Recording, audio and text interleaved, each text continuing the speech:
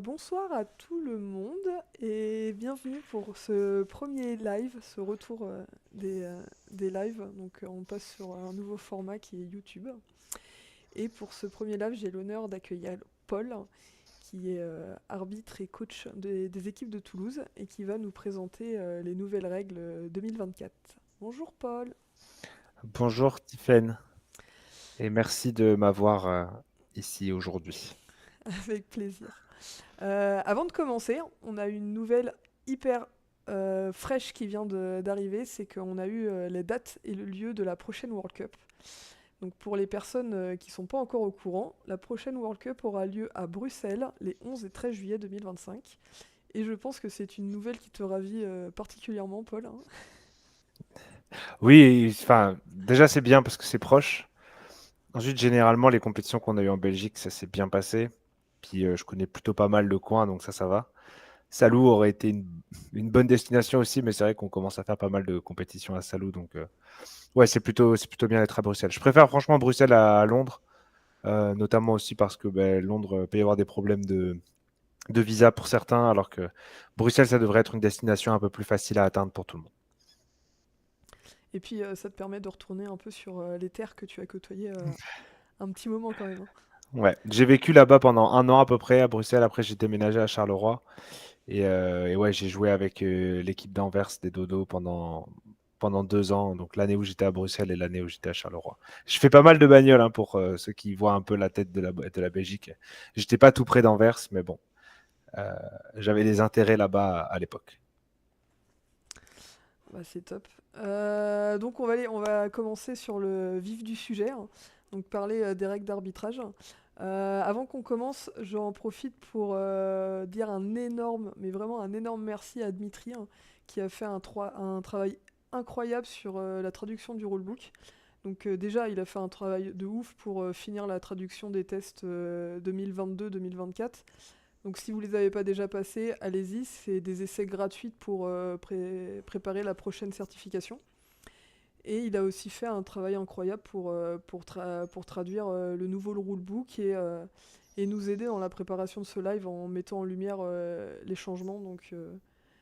Merci encore beaucoup à lui et pour tout le travail qu'il fait pour la promotion de l'arbitrage en France. Oui, merci beaucoup Dimitri. Et bah, j'en ai discuté avec lui. Et Tiffen a raison. Passez vos tests, ils sont en français. On n'a plus d'excuses pour pas passer nos tests. Les tests là ressemblent vraiment à ceux de 2024, hein, à part les quelques changements de règles que qu'on va vous présenter aujourd'hui. Donc, comme l'a dit Tiffen, ça vaut le coup. Et je pense qu'on le redira à la fin parce qu'on ne le dira pas suffisamment. C'est un gros, gros travail de traduire les tests et il ne faut pas que ce soit pour rien. Il faut qu'on capitalise dessus, vraiment. Super, bon, on va pouvoir lancer les hostilités. Juste pour que tout le monde ait en tête, en fait, il y a un petit décalage entre ce que Paul et moi disons et le live sur YouTube. Donc on va prendre les questions au fil de l'eau. Par contre, c'est vrai qu'on risque des fois de passer au-dessus vu qu'on sera déjà passé au sujet d'après. On aura un temps à la fin pour reprendre les questions qui pas été posées. Donc si jamais il y a des questions qui n'ont pas été posées, gardez-les bien au chaud et vous nous les remettrez à la fin du live pour qu'on revienne dessus. Donc vas-y, Paul, je te laisse la main maintenant. Oh là là là là. Alors, juste pour information, moi je suis arbitre depuis l'IQC 2018. J'ai eu ma certification d'AR juste à ce moment-là. Et j'ai eu la certification de HR en 2019. Depuis, j'ai beaucoup, beaucoup, beaucoup arbitré en France, en AR, mais surtout en HR. Et j'ai systématiquement fait AR sur toutes les compétitions internationales que j'ai faites. À savoir que depuis 2018, en fait, la seule compétition internationale que je n'ai pas faite, c'est les IGs qui étaient à Londres cette année-là. Enfin, euh, en juillet cette année. Et, hum, et là, à Salou, cette année, à la Nations Cup, pour la première fois, j'ai fait HR international. C'était bon, la barrière du langage est plus difficile quand on est en HR que quand on est en AR. Mais ça, c'est globalement très bien passé. Je suis assez satisfait et je pense que dorénavant, je resterai principalement HR parce que en tant que joueur de soif, c'est quand même ma position préférée. Voilà pour le petit historique. Et on commence par enfin, sur les changements. Donc là, le principe de la présentation, faites par Tiffen et Dmitri, c'est de voir en fait les changements du rulebook par rapport au rulebook de l'année précédente. Et le premier changement notable, c'est le changement de la règle du genre. Avant, on devait avoir un maximum de 4 personnes du même genre sur le terrain. Et c'était cela pendant tout le match. Donc, qu'on soit pendant la période de régulation normale ou pendant le snitch on pitch ou flag on pitch maintenant. Et la règle a changé. Elle est passée en 3 personnes du même genre maximum sur le terrain. Donc ça, c'est pendant toute la durée du jeu, avant la 20e minute. Et à la 20e minute, à l'entrée des attrapeurs, on passe, des attrapeuses, pardon, on repasse en 4 max. Et ensuite, si jamais il y a prolongation, que le flag sort du terrain et que donc les attrapeuses quittent aussi le terrain, on repasse en 3 max. Qu'est-ce que ça change globalement Je trouve pas grand-chose pour beaucoup d'équipes. Il y avait déjà beaucoup d'équipes en Europe et même en France qui jouaient déjà en 3 max l'année dernière. Maintenant, ça officialise un petit peu de la part de l'IQA la volonté de cette règle qui, je trouve, est une très bonne règle quand on est dans un sport inclusif parce que précédemment, en fait, quand on jouait en 4 max, on se rendait compte que on avait toujours 4 joueurs male sur le terrain et ensuite 2 joueurs, deux joueuses d'autres genres. Et ben, avec le passage en 3 max, on a vraiment amélioré le pourcentage male-female et même la présence des personnes non binaires, un genre ou d'autres genres. Donc je trouve que c'est une bonne idée de la part de l'IQA. Le seul problème qu'on a, c'est que la population du Quidditch, entre guillemets, s'était adaptée à cette 4 max. Et donc, on a encore des clubs qui ont un petit peu de mal, notamment avec le nombre de personnes non mail dans leurs équipes. Ce qui fait qu'on s'attend à toujours avoir des exceptions, au moins au niveau national, pour que les équipes puissent continuer à jouer. Mais voilà, recruter des personnes non mail, faites-les jouer. Voilà, le jeu ne s'emporte que mieux, je trouve. Ouais, ce que j'allais dire, on sait au moins déjà au niveau fédéral en France pour la prochaine journée de Chaville, il y a encore des exceptions qui sont possibles, notamment pour les équipes qui jouent en Division 2, hein.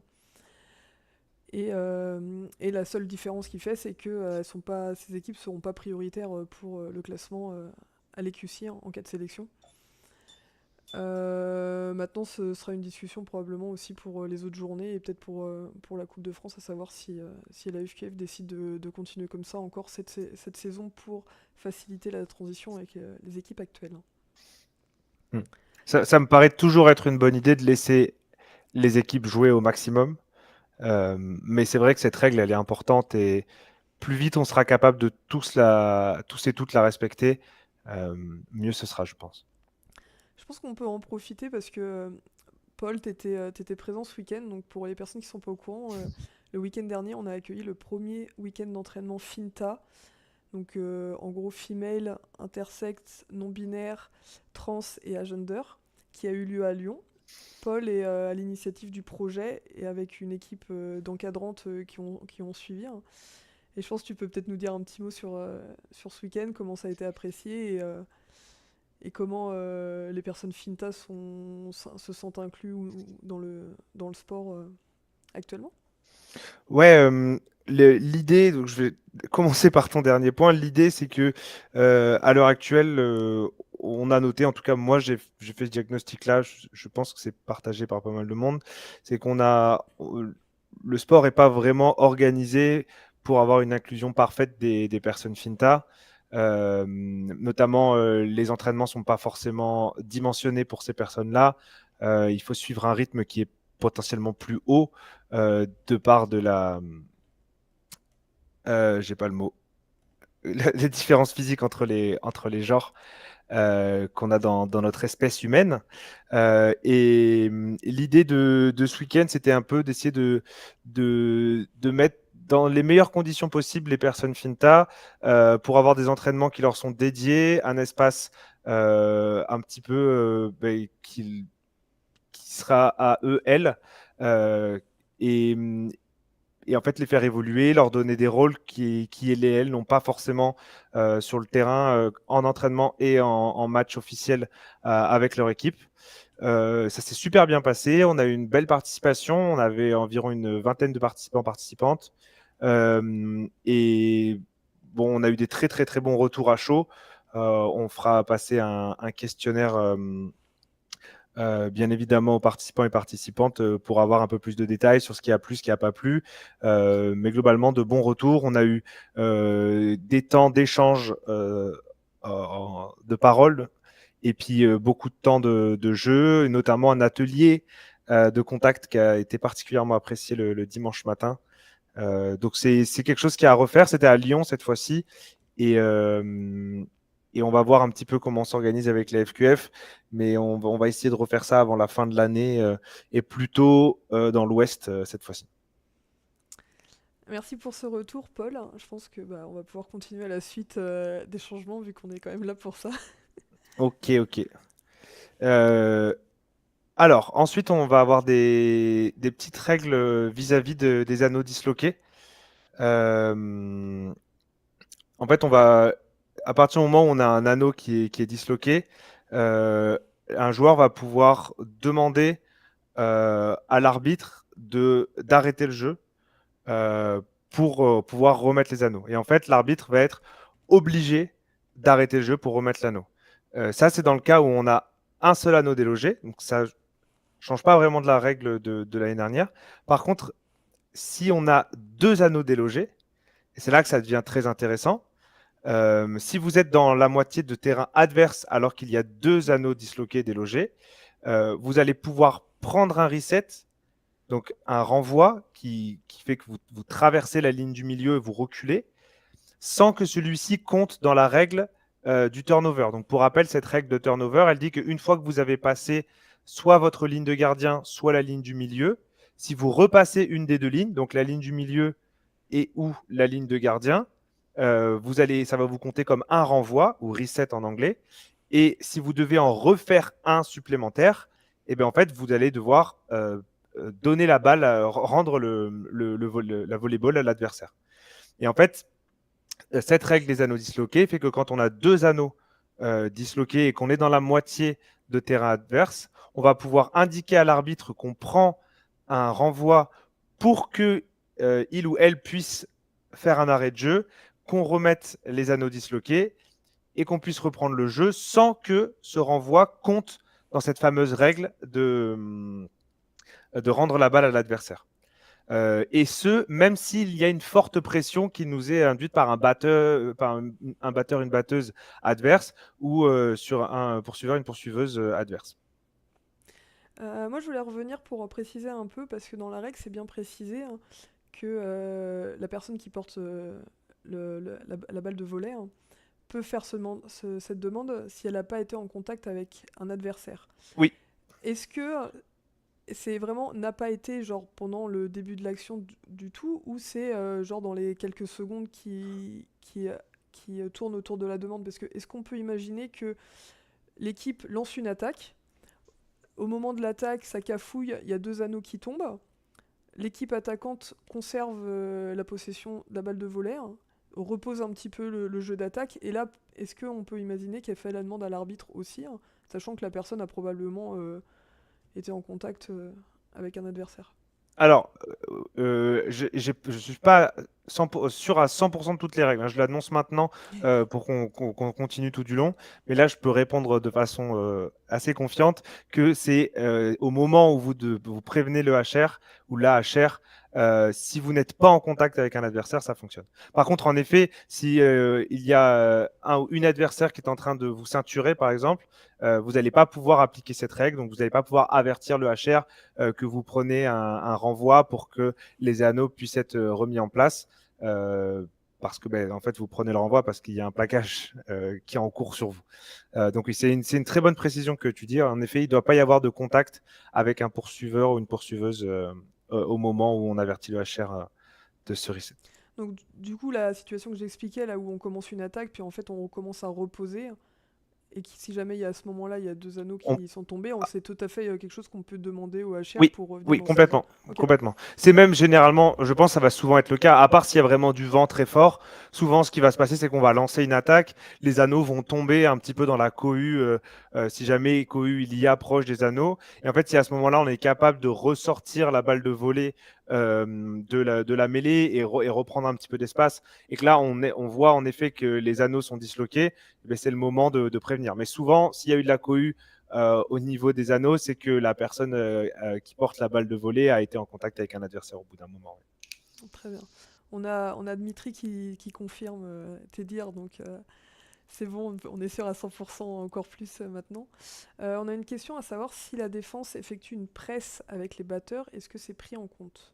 Et bien alors, du coup, c'est un peu ce que je disais tout à l'heure, et c'est un peu la particularité de cette règle, c'est que oui, s'il y a une presse, mais qu'il y a les deux anneaux disloqués, et bien en fait, vous pouvez prendre, enfin, l'attaque peut prendre un renvoi gratuit parce qu'il y a ces deux anneaux disloqués. Très bien. Merci Paul, j'ai pas d'autres questions pour le moment, donc je pense qu'on peut passer à la suite. Ok. Alors, le headbeat. Donc, l'année dernière, enfin, il y a 2 ans maintenant, est arrivée la notion de illegal headbeat. Donc là, vous avez un petit peu la règle de 2022. C'est un rappel fait par Dmitri et Tiffen. Et donc, pour rappel, c'était complètement légal de lancer une balle dans la tête d'une joueureuse qui change de direction abruptement, donc par exemple se baisse comme dans la première situation, ou d'envoyer une balle très peu forte, ou d'envoyer une balle sans force excessive à plus de 5 mètres. Par contre, on arrivait sur des cartons jaunes si on touchait la tête d'un joueur ou une joueuse de soif sans balle et d'une attrapeuse. Si aussi vous touchiez l'arrière de la tête d'une joueureuse, ou si vous aviez une personne au sol quand il se faisait beat, ou alors que vous aviez la balle qui poussait la tête contre le sol. Et après, dans le cas où on avait une force excessive, là, on passait directement au carton rouge.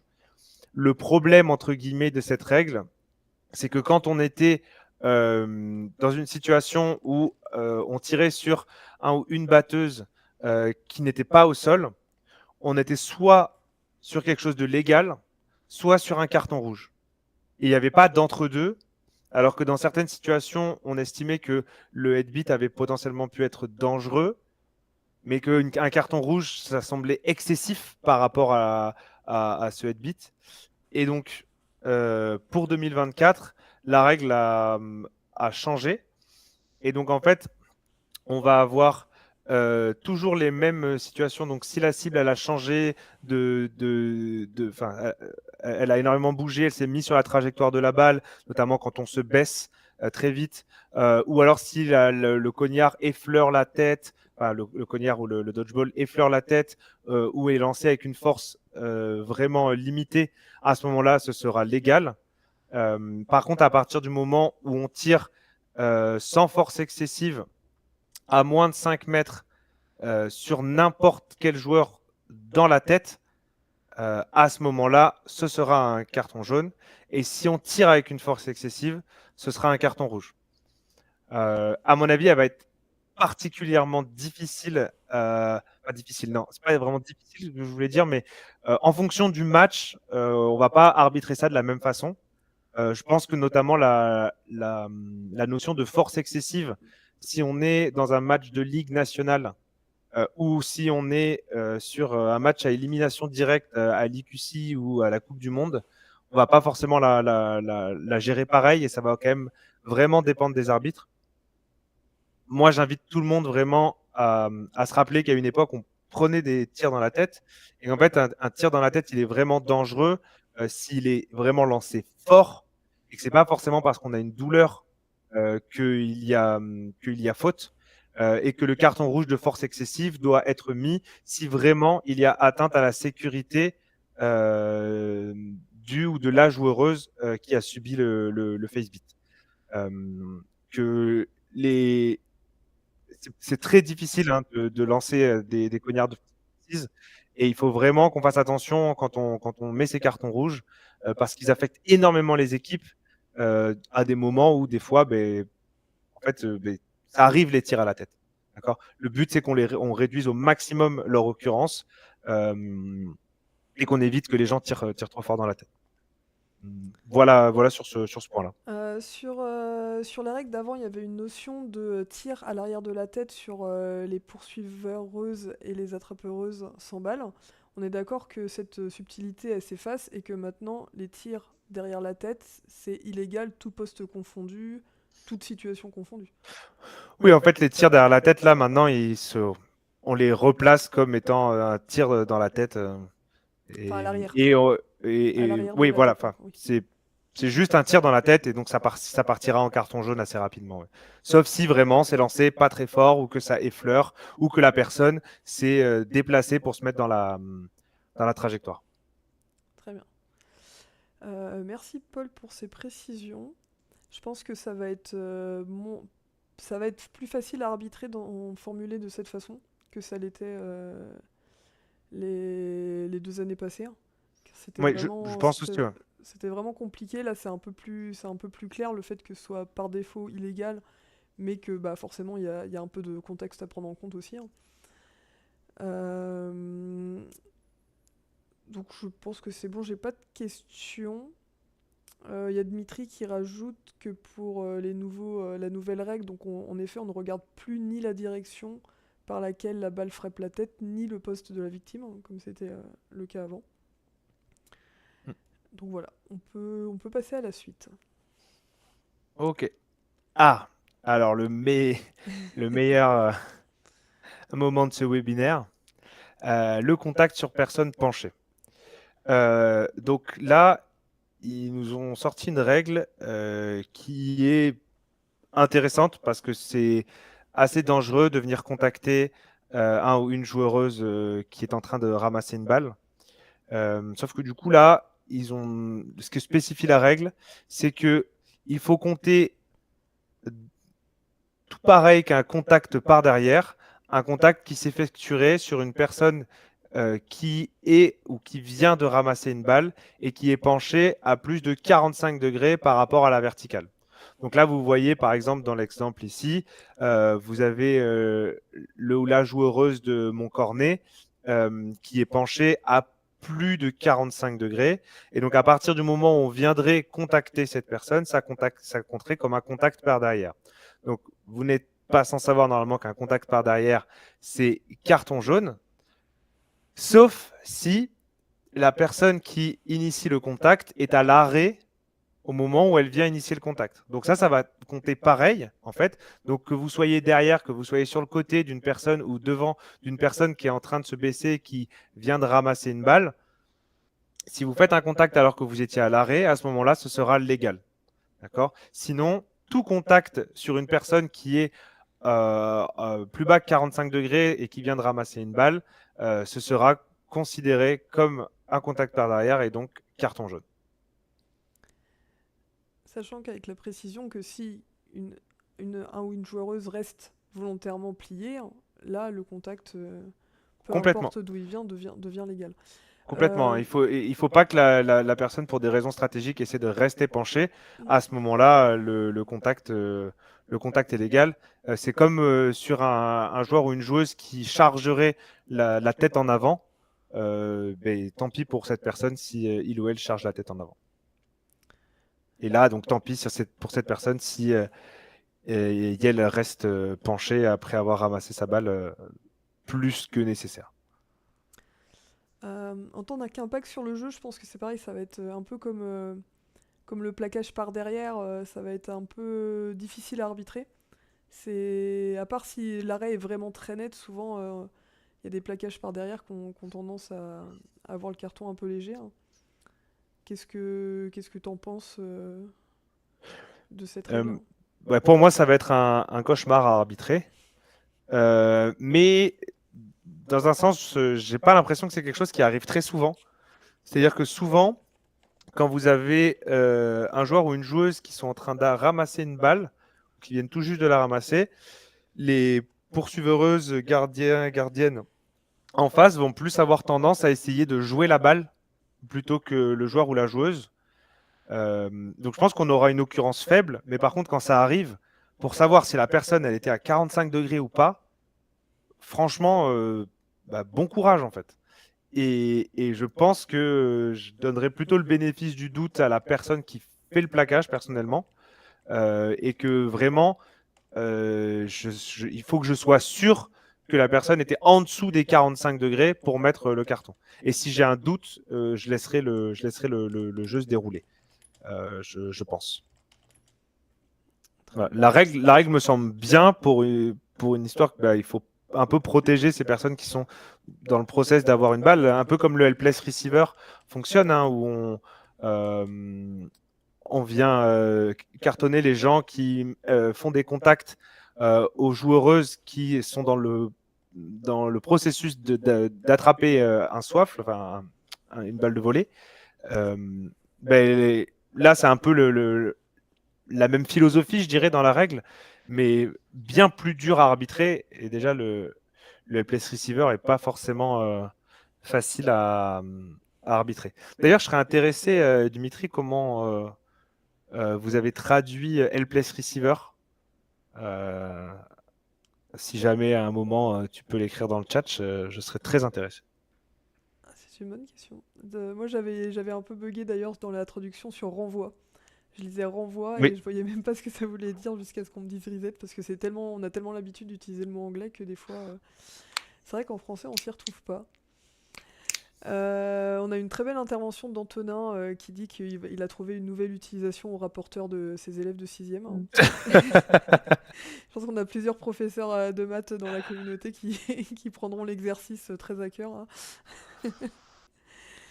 Et donc Dimitri nous dit que LPS Receiver c'est traduit par receveur-receveuse sans appui. Ok, sans appui. D'accord. Ok, ça marche très bien. Merci pour ça. Merci beaucoup. Je crois qu'on a fini d'ailleurs sur les changements principaux. Là, on va passer sur des changements un peu plus mineurs et variés. Oui, donc voilà. Maintenant, les balais en anglais broom, ça devient stick, donc en français ça devient bâton. Ah Un bah autre pour changement revenir qui sur est, les balais, d'ailleurs, on peut dire que je pense sur tous les changements qui a eu lieu dernièrement sur les noms, c'est peut-être celui qui fait le moins l'unanimité. Après, enfin même avant le changement du nom de la discipline, hein. On a pu le voir à la Quad Ball Nations Cup que quelques arbitres ont décidé de passer autrement que de dire sticks up au démarrage d'ailleurs, hein. Enfin voilà, moi je sais que personnellement ça risque d'être un changement que je vais avoir beaucoup de mal à dire. moi je suis toujours en Mais train de dire cognard et soif, hein, donc tu sais, je pense que je suis pas là à dire bâton, mais euh, moi en vrai le mot bâton ou stick en anglais me déplaît pas. C'est vrai que stick up, ça va pas en soi, mm. donc il va peut-être falloir trouver une autre appellation. Va peut-être falloir dire start ou je sais pas. Là on avait Tanguy qui donnait un coup de sifflet, notamment. Ouais, mais le coup de sifflet, le coup de sifflet, tant que ça devient pas officiel pour tout le monde, Oui. ça perd les gens Mm. un petit peu. J'ai pas mal de monde à la Nations Cup qui sont venus me voir en me disant, et vous, vous faites le coup de sifflet pour le Brooms Up ou pas? Donc, avoir le coup de sifflet, si c'est quelque chose qui est fait par tous les HR, oui, ça va, parce que du coup, ça perdra pas les joueurs.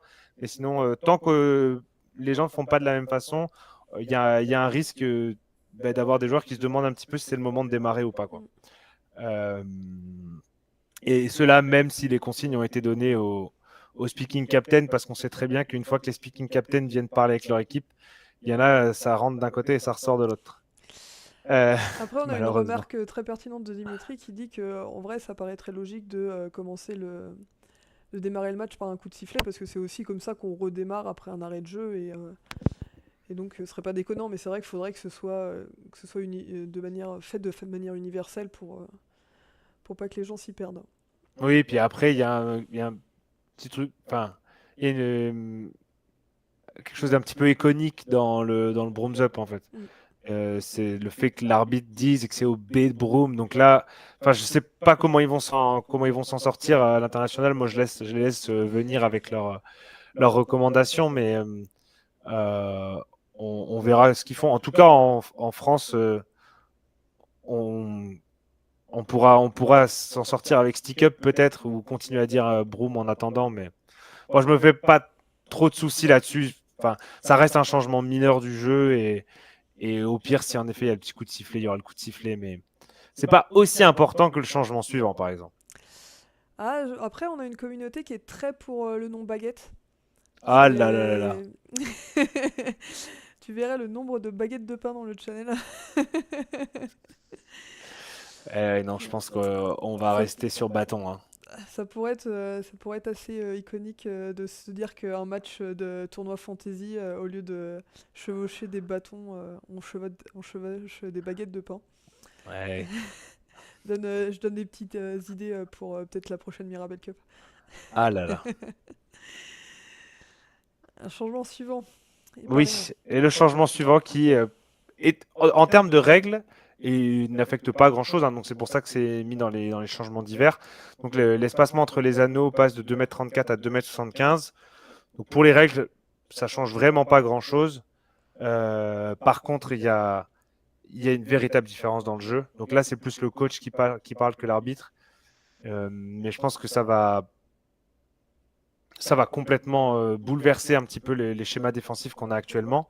À savoir que à la base, ça c'est quelque chose qui a été fait aux États-Unis. En fait, aux États-Unis, ils avaient beaucoup de Baylor. Donc, pour ceux qui ne savent pas exactement ce que c'est la Baylor, Baylor déjà c'est une université aux États-Unis qui a créé cette défense où on vient mettre une personne devant chaque anneau et on vient mettre la pointe verte à l'entrée de sa zone de gardien. Le but étant de prévenir tous les tirs qui peuvent arriver dans les anneaux et, euh, et de forcer les adversaires donc à rentrer fort proche des anneaux pour pouvoir marquer et donc à, bon, ben, à essayer un petit peu d'étouffer les attaquants. Les Américains ont mis en place deux choses, c'est qu'ils ont écarté les anneaux de 40 cm et ils ont obligé à toucher l'anneau du milieu pour la procédure de remonter sur le balai. Donc une fois que vous avez été beat ou que vous êtes tombé de votre balai, vous ne pouvez aller toucher que l'anneau du milieu et pas les anneaux sur les côtés pour vous remettre sur votre balai. Donc ça, c'était clairement des mesures faites à éviter cette défense anneau ou Baylor. Puisque une fois que vous êtes loin de l'anneau du milieu, si vous faites toucher par un batteur, vous devez aller jusqu'à cet anneau, le toucher, revenir, et là potentiellement il y a un tir qui est parti dans cet anneau. Le fait est que là, l'IQA a fait qu'un seul changement, un des deux changements, et on a juste écarté la distance entre les anneaux. Et donc, bon, je pense quand même que la Baylor en pâtit un petit peu, parce que forcément, plus les anneaux sont écartés, plus c'est difficile à défendre. Notamment, la personne qui défend l'anneau du milieu aura quand même 40 cm de plus à parcourir pour aller aider son ou sa camarade à défendre un des deux autres anneaux. Mais par contre, en fait, les autres types de défense en pâtissent beaucoup plus, notamment la défense individuelle, où on a une seule personne qui défend les anneaux. Donc là, il y a 80 cm de plus à couvrir hein, au total, ce qui est énorme. Je vous rappelle que votre envergure, c'est environ votre taille. Donc, une personne normale a entre une personne de taille moyenne, pardon, a entre 1,60 m et 1,75 m d'envergure. Donc, augmenter de 80 cm la distance entre l'anneau de gauche et l'anneau de droite, c'est énorme. C'est vraiment énorme. Et donc, en fait, on risque d'avoir l'effet inverse de ce qui était cherché à la base. Donc, la base, le but, c'était de limiter la défense anneau, donc avec 3 personnes aux anneaux. Mais en fait, là, de mon point de vue, ça devient la meilleure défense. C'est la défense qui pâtit le moins de cet écartement. Et en tout cas, on va pouvoir voir beaucoup plus de tirs, sauf si, bien évidemment, il y a une défense anneau en Baylor. Et ouais, j'en suis un petit peu triste de cet écartement sans le fait de devoir aller toucher l'anneau du milieu. Je pense que c'est une règle qui est vraiment hyper axée sur l'attaque. On va avoir plus de buts, mais malheureusement, la défense qui est la moins intéressante à jouer enfin, à pratiquer et à jouer contre, et la défense qui pâtit le moins de ce changement de règle. Je pense que là, il y a un petit raté au niveau de la QA, mais bon, ça reste mon avis. Mais Est-ce voilà. est-ce que tu penses pas qu'il y aura aussi, en termes de défense des anneaux, outre si on laisse de côté la Baylor, on risque de revenir encore à encore un peu plus qu'avant sur des défenseurs et défenseuses d'anneaux, enfin plutôt des défenseurs d'anneaux. Enfin, il y a encore quelques années, avant le changement de règles, etc., on avait principalement des hommes qui gardaient les anneaux, du fait qu'il n'y avait qu'une personne qui gardait les anneaux, qu'on a des personnes qui sont plus grandes, donc ont une plus grande envergure. Ça a pas mal changé ces quelques dernières années parce que la défense principale est vite passée en 2-2, hein. Et en plus, avec la règle de genre qui évoluait, ça a permis d'avoir un peu plus de personnes non mail à la défense aux anneaux. Est-ce que tu penses pas que là, on risque de revenir un petit peu à une défense qui risque de favoriser beaucoup les personnes très grandes et avec de la détente? Bah, oui, forcément, hein, on écarte, donc forcément les gens qui sont plus grands vont mieux défendre.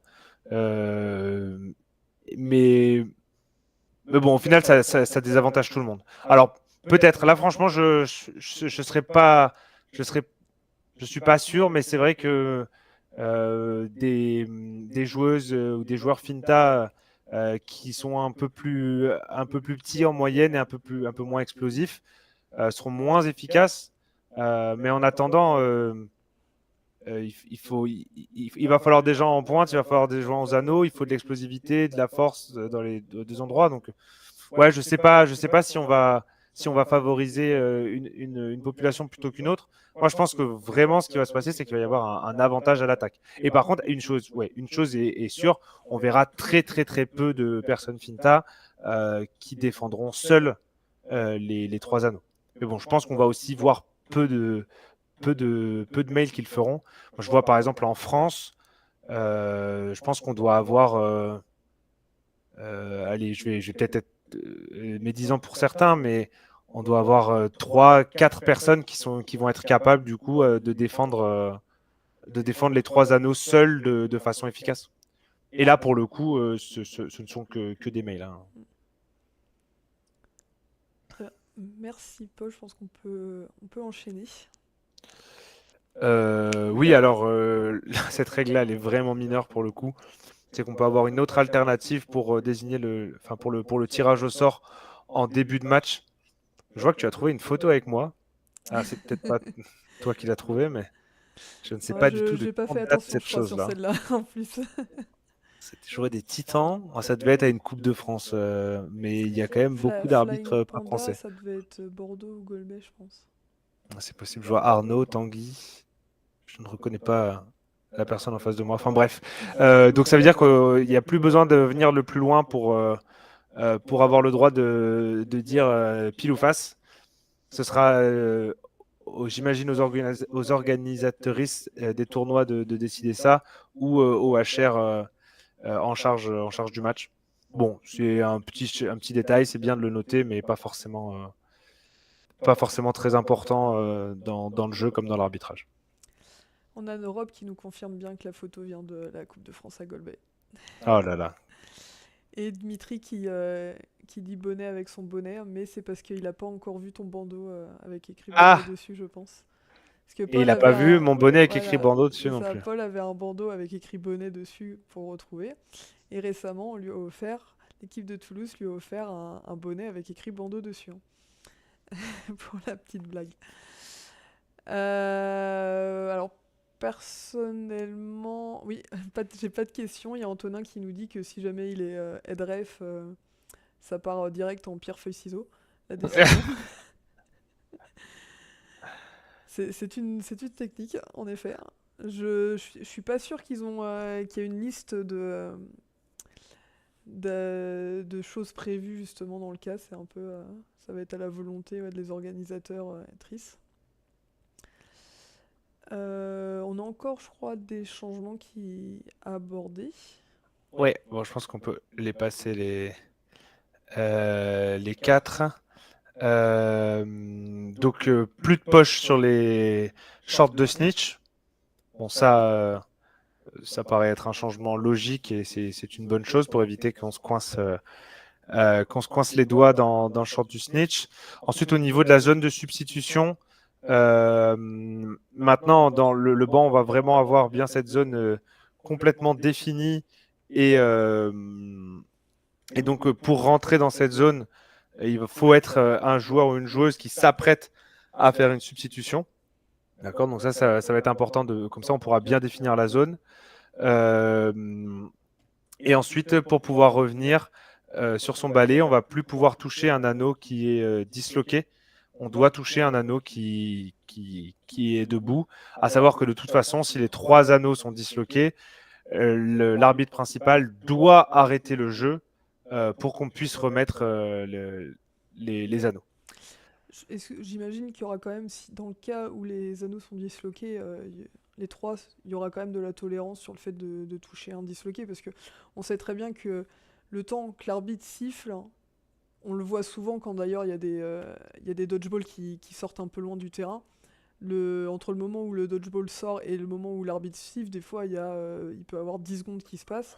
On va pas attendre de 10 secondes devant l'anneau Ouais, mais qu'il se en remette, quoi, fait, ce qui j'imagine. va se passer surtout, c'est que l'arbitre principal, la raison pour laquelle il n'arrête pas le dodgeball, le match quand il y a le dodgeball qui sort, c'est soit qu'il ne le voit pas, soit qu'il y a du jeu en cours. Ouais, j'ai un copain qui se ramène. Et en fait, là, l'arbitre principal, il va voir les trois anneaux puisqu'il est en train de regarder le jeu de la balle de volée. Donc je pense que là-dessus, il n'y aura pas de souci, hein. À partir du moment où les trois anneaux tombent, généralement, la balle de volée, elle est dans les mains de l'attaque et on va arrêter directement le jeu euh, pour, euh,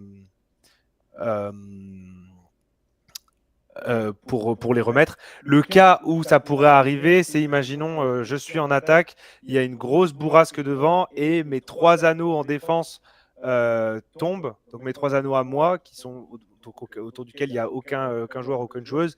Et j'ai par exemple un poursuiveur, une poursuiveuse ou une batteuse, un batteur qui sont en train de faire leur procédure parce qu'ils ont été touchés en attaque, qui arrivent devant trois anneaux délogés. Et donc là, à ce moment-là, je ne sais pas trop comment j'arbitrerai ça, mais oui, peut-être qu'à ce moment-là, on fera en sorte que le joueur ou la joueuse puisse toucher un anneau disloqué pour pouvoir continuer à jouer. Mais ce sera tellement rare euh,